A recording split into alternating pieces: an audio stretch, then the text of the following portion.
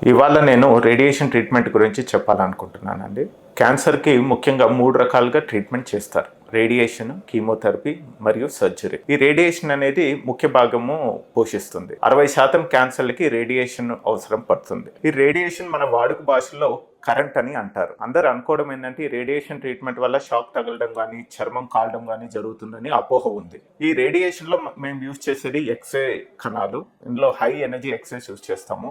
వీటి ద్వారా ఏమీ నొప్పి కానీ ఏమీ ఉండదు. ఇది ఒక ఎక్స్‌రే తీసినట్టే ఉంటుంది. మరి ఇప్పుడున్న అడ్వాన్స్ పద్ధతుల ద్వారా ఈ రేడియేషన్ వల్ల సైడ్ ఎఫెక్ట్స్ కూడా చాలా తక్కువగా ఉంటాయి. ఎక్కడైతే క్యాన్సర్ ఉందో ఆ భాగంలోనే మనము ఈ రేడియేషన్ ఇవ్వడం జరుగుతుంది. చుట్టూ ఉన్న నార్మల్ స్ట్రక్చర్స్ ఏవైతే ఉన్నాయో వాటికి రేడియేషన్ తగలకుండా మనం అవాయిడ్ చేసే టెక్నిక్స్ ఉన్నాయి. దీనివల్ల ఏంటంటే సైడ్ ఎఫెక్ట్స్ చాలా తక్కువగా ఉంటాయి. Patient quality of life treatment అయిన తర్వాత కూడా నార్మల్ గా వాళ్ళ పనులు వాళ్ళు చేసుకోవచ్చు. వాళ్ళ జీవన శైలి అంటే లైఫ్ స్టైల్ నార్మల్ గానే ఉంటుంది.